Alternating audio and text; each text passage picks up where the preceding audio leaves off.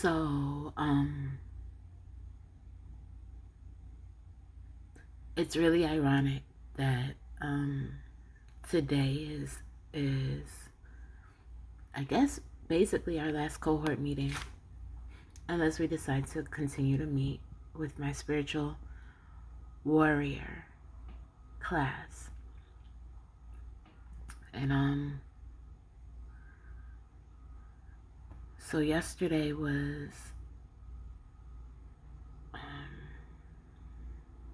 emotional, and gratefully I pulled on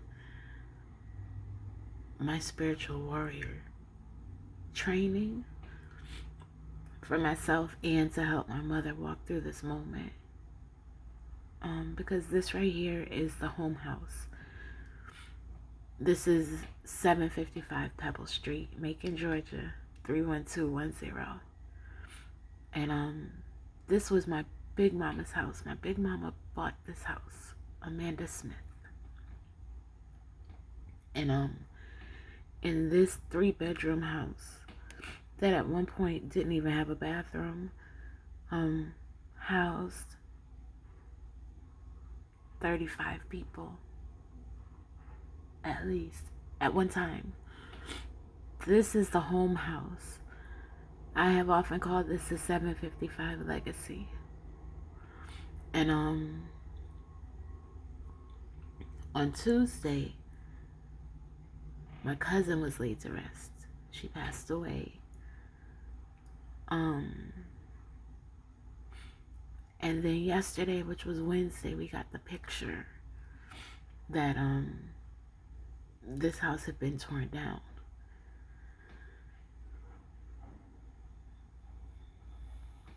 And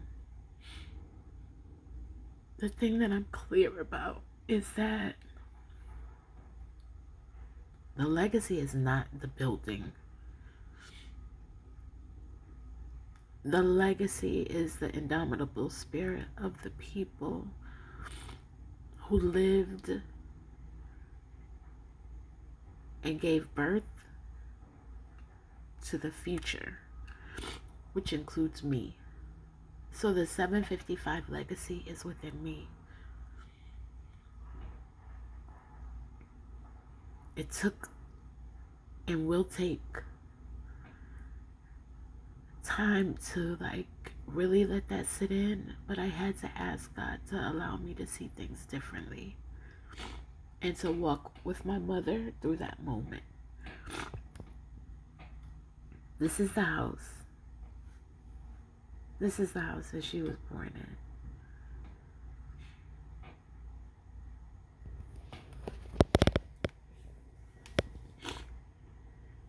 And it's just interesting because, and right here, that's Cousin Geneva, who is also an ancestor. And the truth is, we have not been taking care of we didn't rally together to take care of the house. And as bright as the memories are, it's so funny because even as we were getting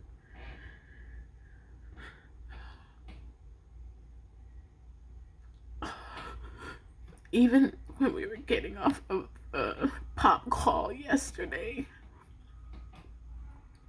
as the conversation was going on, because they didn't press end of the call, and so it took me back to those moments as a little girl that I would sit on that top step and I would lean over, kind of pretend to be asleep while all the women rocked and talked on the porch, because you knew you couldn't be in the conversation. But all that wisdom and that's the legacy. It's not the building. It's never the stuff. It's the spirit. It's the memories. It's the power of the people. It's the joy. And good gracious, Auntie E and my family been needing to fix my life. I was joking with my mother, but not so much.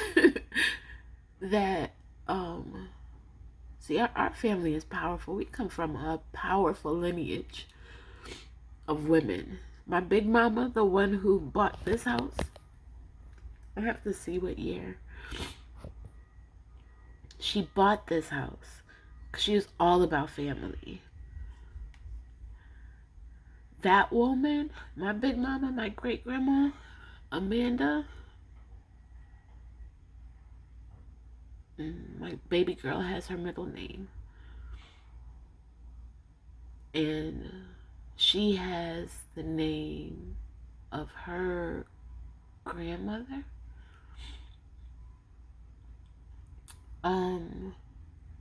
But let me tell you about her. So her mother, they called her grandmama, was she had 10 children. And with my Uncle Mathis, which was Big Mama's brother, Grandmama gave birth to him around the same time that Big Mama gave birth to my papa. And from what we can tell, she started going through postpartum. But at the same token, her husband, my great grandfather, also wanted to be in relationship with someone else. And so what he did was he sent her to Milledgeville, which was a psychological institution that tortured and tormented.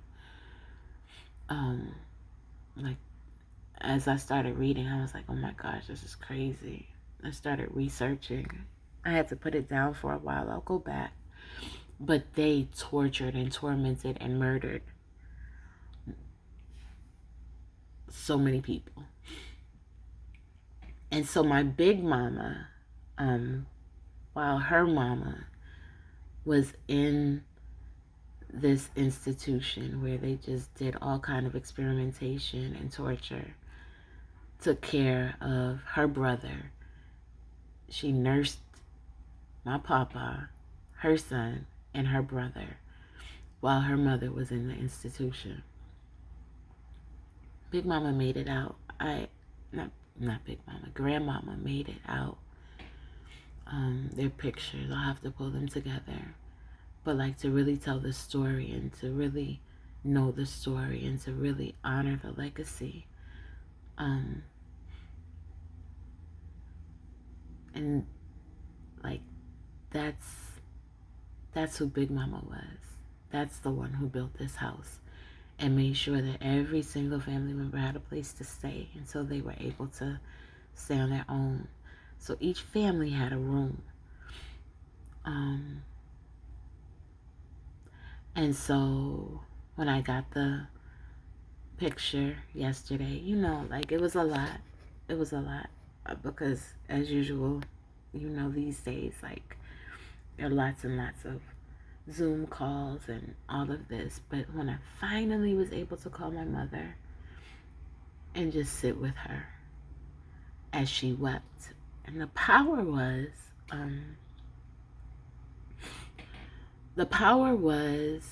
that the day before, she came across a letter that Big Mama had sent to her when I was little, thanking her for a Christmas present. And she just wept. She said, Big Mama was trying to tell me. And to be able to sit in that moment and reminisce and be able to hold the pain of it and experience the loss of it, and then be able to move through it to see it differently, is something that I'm extremely grateful for. There's so many memories in that house. I said my last goodbye to my Big Mama in that house. the way that our family was before her death. She was the matriarch. She held us together. Things have fallen seemingly apart. And yet maybe the falling of the building is exactly what is needed to bring us back together. We've had so many deaths. Pre-COVID, during COVID, so many significant deaths. And it's almost like the ancestors are like, yo, we need more help. They so hard at it. When they gonna get it together? And it's my prayer that we will heal, that we will move through, and we will acknowledge the fact that the legacy is not in that building that no longer stands. The legacy is in all of us. And the sacrifices that were made to give birth to us is here.